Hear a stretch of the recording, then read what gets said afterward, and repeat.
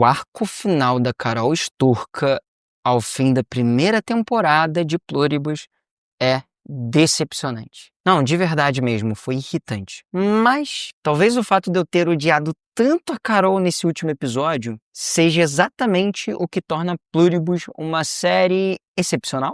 Parece contraditório, né? Mas vamos lá que eu vou explicar pra vocês, porque eu de fato vou ter que trazer todos os indicativos que a série direcionou a gente pra acreditar que a Carol era uma coisa e no fim das contas era outra completamente diferente. A gente chega ao final dessa temporada acreditando que a Carol seria uma espécie de salvadora, a guardiã da liberdade individual, mas eu superestimei a Carol. No fim, a série só nos conduziu de forma até brilhante pra gente descobrir que, na verdade, ela não passa de uma egoísta do caralho. Talvez o egoísmo nem seja o termo correto, talvez o termo correto seja egocêntrica. Mas eu vou explicar ao longo do vídeo. Vamos entender como a gente foi enganado. A construção da ilusão, a nossa heroína moral. Basicamente, a primeira temporada toda, até chegar no último episódio, tenta nos convencer de que ela é uma espécie de heroína moral. De que a Carol representa a resistência. Ela é combativa. Ela entende que a mente coletiva violou o princípio mais básico, o consentimento. Lembra daquela reunião em Bilbao, no segundo episódio? Quando ela confronta a mãe do garoto fazendo uma pergunta ginecológica? Aquilo foi afrontoso, não foi? Mas aquilo foi para poder provar um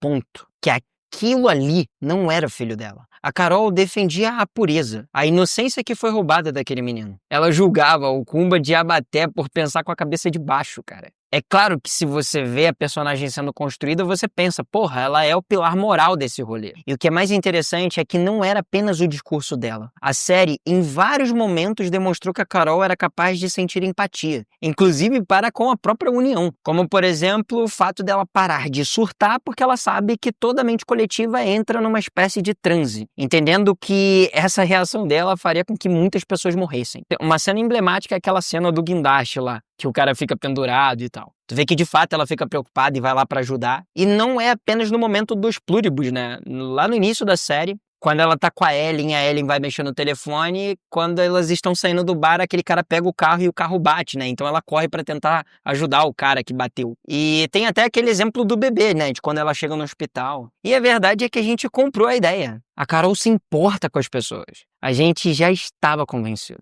Ou pelo menos eu estava convencido, não vou tratar isso de forma coletiva. E aí vem uma outra faceta da Carol. Primeiro eu fui apresentado ao lado empático da Carol e depois ao lado inteligente, o lado astuto e genial dela. A capacidade de observação da Carol era, assim, espetacular. Ela percebia que eles mantinham a cidade limpa, consertavam as coisas. Ela percebeu que eles não mentiam, que eles abajulavam. E além de observar, ela fez uma coisa que é extremamente importante, que é a documentação. Simplesmente ela documentava todas as observações dela a fim de criar provas o suficiente para convencer os outros imunes. A Carol não era apenas uma doida varrida que ficava apenas gritando que eles são o demônio da Terra. Ela de fato percebia que precisava provar o ponto dela, de forma racional. Cara, assim, ela teve uma puta sacada de testar uma porra de uma droga ilícita em si própria pra testar se ela era capaz de falar algo que é enrustido, né? Ou seja, uma droga pra forçá-la a falar a verdade. E aí ela se coloca à prova,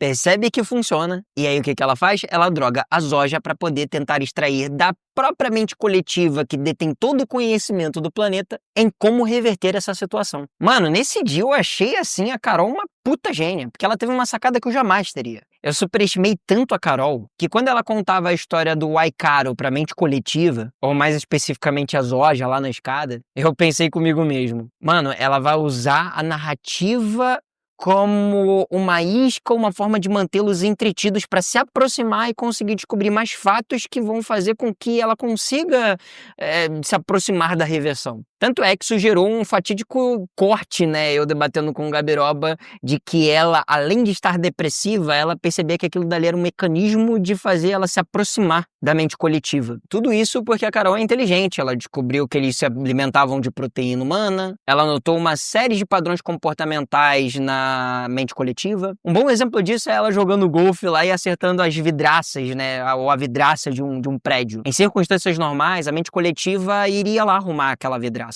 Porque eles sempre consertam tudo independentemente de algum imune pedir. Podem notar isso. Mas eu estava errado. A Carol, ela não estava infiltrada em qualquer aspecto da palavra infiltrado. Ela estava totalmente entregue. No episódio passado, quando mostra aquela cena dela lavando a louça e conversando com a Zoja e de repente aparece no reflexo ela olhando pro caixão da Ellen, ou melhor dizendo, o túmulo que ela improvisou pra Ellen, eu imaginei, porra, ela tá fazendo isso pela Ellen. Esse é o fator motivador dela. Mas não. 2 meses. Foram precisos apenas 2 meses para ela esquecer que a Ellen morreu. Esquecer o fim do mundo e aceitar que, tudo bem, a Zoja é uma puta de uma gostosa, vamos brincar de casinha e ver se ela me ama de verdade. Cara, aqui foi de fuder. Mas na boa, desculpa. 2 meses não são o suficiente para mudar uma crença de uma vida inteira. E a prova final disso é a chegada do Manussos. Esse cara representa tudo o que a Carol defendia há cerca de 1 mês atrás. Ele chega com informações vitais, tem um diálogo com a Carol que é muito interessante, e o que é mais interessante ainda é que ele presta atenção em tudo que a Carol fala. A ponto do pouco diálogo que eles tiveram ser o suficiente para ele chamar a Zoja, perguntar tudo o que era necessário perguntar, de forma minuciosa, como a Zoja comprova. Para quem não entendeu, perguntar de forma minuciosa é uma forma de você criar um cerco para que eles respondam exatamente o que você quer saber. E aí, com todas essas informações, o que ele faz? Pede para a mente coletiva mandar uma outra pessoa e ele provoca um transe. Ele tenta isolar o Rick em uma das cenas que pra mim é o ponto alto da série, ao mesmo tempo que ele me provoca muita raiva. Ele que eu digo a cena. Porque simplesmente a Carol entra na porra daquela casa, fica sem entender nada, e aí ela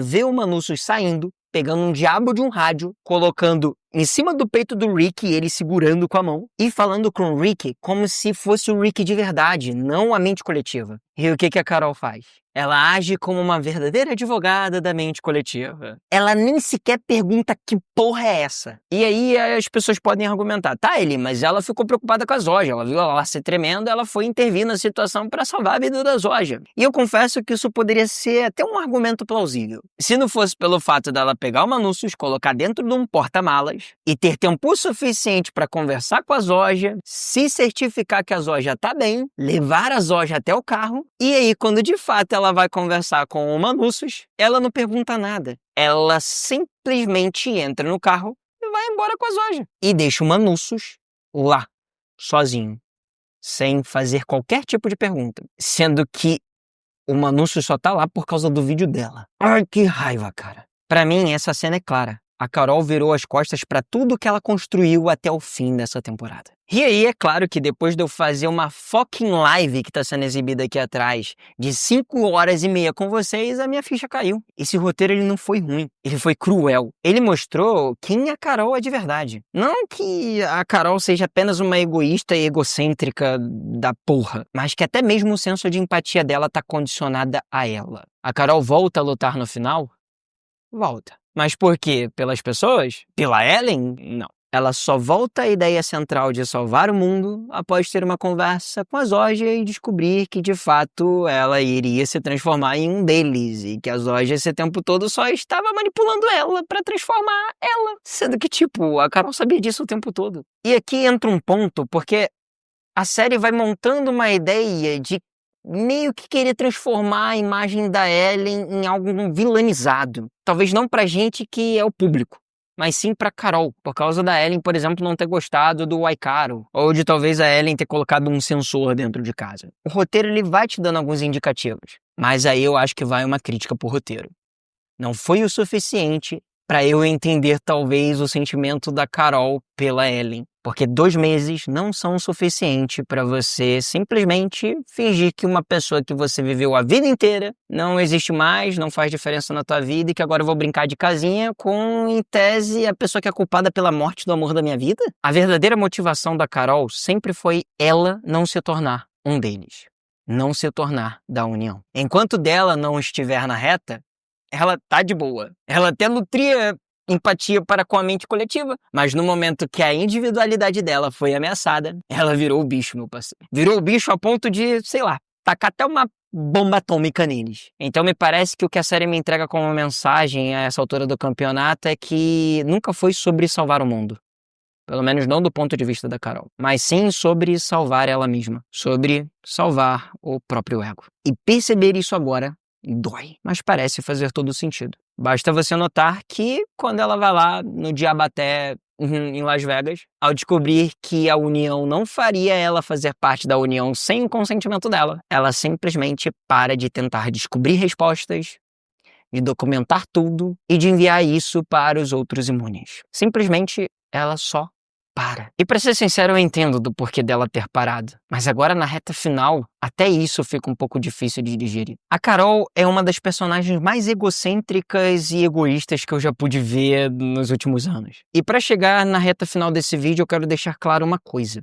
Apesar de eu ter utilizado o termo egoísta em alguns momentos, eu não acho que a Carol seja a síntese do egoísmo, apesar de sim isso transitar no que a gente conhece como egoísmo. Mas é além disso. É muito mais sobre ser egocêntrico. Porque ela pensa nas pessoas, ela ajuda em algum momento, mas o egocêntrico, quando aperta o próprio calo, ele não é capaz de olhar pra ninguém. E é isso que eu vejo da Carol. Uma puta de uma egocêntrica. E logo logo eu vou postar outros vídeos dessa reta final de Pluribus, porque eu precisava de um vídeo só pra falar da Carol. Puta merda. Muito obrigado pela sua atenção até aqui. E se você não conhece esse canal, considere te se inscrever aqui, deixa o seu like. Entre no nosso grupo do WhatsApp e nos siga nas outras redes sociais. Não viaje pra Kepler 22 até o fim desse vídeo, tá? É nóis.